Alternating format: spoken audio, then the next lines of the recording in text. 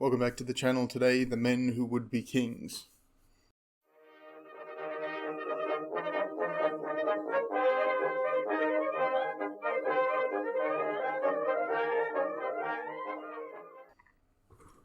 So this is another one of these reviews that I do from time to time.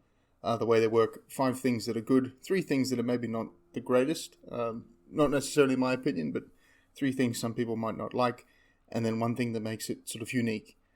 Men Who Would Be Kings is a colonial, it's one of these series of Osprey books that are put out by Osprey, funnily enough. These war games that they put out, Chosen Men is another one.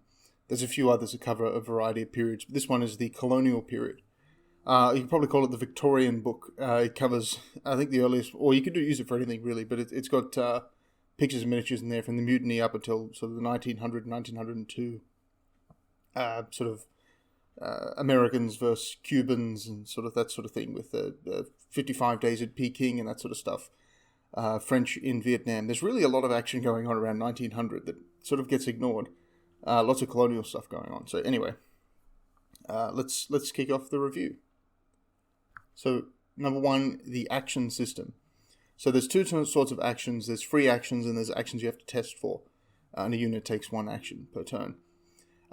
Your free actions vary depending on your type. So your normal infantry, your regulars, they normally have a fire action, so they can always fire. And your tribal stuff can always move. Generally, this depending on the subcategory of something, it could be a regular cavalry or an irregular infantry. They all have different stuff. But your free action is dictated by your unit type, which is nice. It's always good to be able to just point to something and know what it can always do. Otherwise, you can test, which is just basically 2d6 roll over your leadership value, whatever it's called, on your profile. Everything in if your unit is on your profile.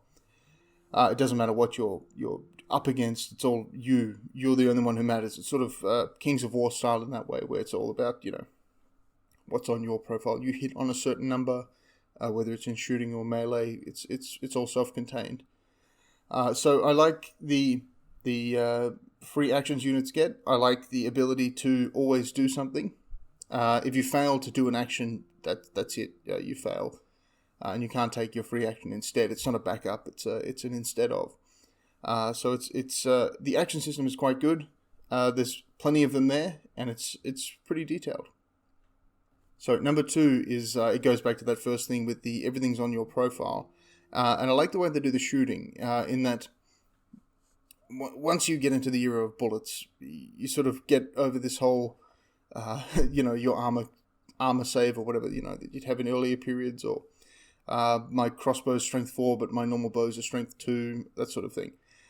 So once you're slinging bullets around, you're killing what you hit. And so the way they do it is, it's if you're within short range, 1 hit is 1 kill. If you're at long range, 2 hits is a kill. If your enemy is behind soft cover, then you got to get 1 extra hit, whether it's at long or short range. And if it's hard cover, it's an extra 2 hits. So long range behind hard cover is 4 hits to kill, which is it's pretty good. I like that. You can have your Afghan tribesmen hiding up in the rocks, far away, taking their pot shots with their terrible guns, and these British troops down on the ground. And, you're going to have a very low casualty game, so someone's going to have to move forward, which is nice. I do like the way they've done that shooting. It's different to the way a lot of other things have done it, and it doesn't rely on a save or an extra roll. The one I'm thinking of right now is sort of like a sharp practice where you roll to hit and then you roll to see the effect, where it does shock or casualties. Whereas in this, you're just rolling to hit, and you're basically adding it up like you would in War of the Ring, which is another game that I've done a review of, where basically every hit compared to the resilience value. So essentially, resilience 1 at short range, resilience 2 at long, cover adds 1, heavy cover adds 2. It's a cool way to do it, and I actually quite like it for this colonial period. Number 3, building a force is super easy, and it's not complicated, which means the same thing, but it's not like there's no American force for Cuba. There's no British force for the mutiny and British force for the Boxer Rebellion, even though they happen so far apart. They're the same force. It's the same list. You play with it by upgrading or downgrading the troops. So, for example, if you want mounted infantry, you just pay an extra point for your normal infantry, and they gain a little bit extra bit of movement, and that's all. If you want to upgrade them to have better rifles, it's all in there. If you want to downgrade them to have worse rifles, it's in there as well. You're just paying a point or losing a point, as it is. I quite like that. Sometimes you get a system and you're like, okay, well, here's my book, and here's my stack of army books, which obviously 40k is guilty of. But this really, the army list is on 2 pages, and you could put it on 1 if you took all the if you condensed it down enough. You could just carry around a laminated page, maybe double-sided, and you could build every list off that page, which is always handy, and it makes it so much easier to just look and build. So for me, the Victorian era is really fun and interesting because the people in it are fun and interesting. It's all colonial, mostly colonial, for the British at least. You've got these characters, literal characters running around Flashman style and all this sort of thing. So it's good to be able to have some story just built in, just a little bit. And this one does it well in that every unit has a leader. And so for a British force, this might only be 4 or 5 units in your force. So you just roll 4 or 5 times on this chart. You get a different leadership value depending on what you roll. And you get a little fun little narrative thing, which may or may not affect the game. So one of them is that your leader is bald, which does nothing, except it's a little bit of fun. Some of them are he's an alcoholic, and so slight disadvantage. Sometimes you get an inspiring leader, slight advantage. But I like the fact that it's got a built-in optional, although very easy to use, although optional, story mechanic where you can just pepper in a few characters. Because Victorian games always really benefit from a few characters, and it's much easier to insert them than it is in something like you get to American Civil War or even Napoleonics outside of Spain. It gets a bit sort of tricky. You're like, okay, well, I've got generic Austrian officers versus these Frenchmen. It becomes a little more tricky. But when you've got some Frenchmen running around North Africa, fighting against some Arabs, as the French did in this time, with this foreign legion that's made up of all sorts of guys. It becomes a bit more interesting to game. And anyway, I quite like the ability to have inbuilt, easy, non-intrusive leadership modifiers and unit traits. Number 5, I thought about putting this in the special section, but it's really it's not unique enough, and it's kind of not useful enough to be put the special. So number 5 is the Mr. Babbage system, which is the single-player mode. I'm personally not a fan of single-player modes. Wargaming single-player doesn't really do it for me. Wargaming has got too much of a social aspect for me to sort of worry about single-player. That's why I have a computer that I play computer games on. Anyway, not to put down single-player gaming, it's just not for me. But it is a very positive thing to have in a book, if only for practicing and learning the rules, if you wanted to do it that way. Or maybe you're somebody who very, very much likes it, or you can't find somebody to play against, which is all very reasonable things. So the Mr. Babbage system basically lets you, it's designed for you to take the European force and for the enemy to take a native force. The normal game can be played native versus native, European versus European, but I think it's more balanced towards a European player and a native player. So the Mr. Babbage system is kind of interesting. You basically give yourself a scenario, so it's more story-driven actually, and you're trying to accomplish something, and natives keep popping out of everywhere and doing all this stuff, and what they do is dependent on dice, so it's all dice-driven, and it's kind of cool.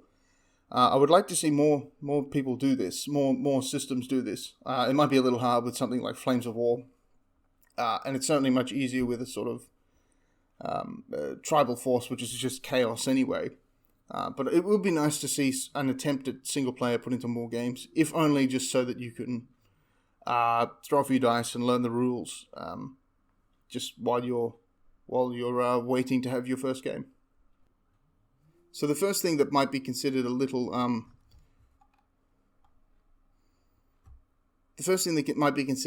negative, or not particularly my favorite, is the rolling to activate units.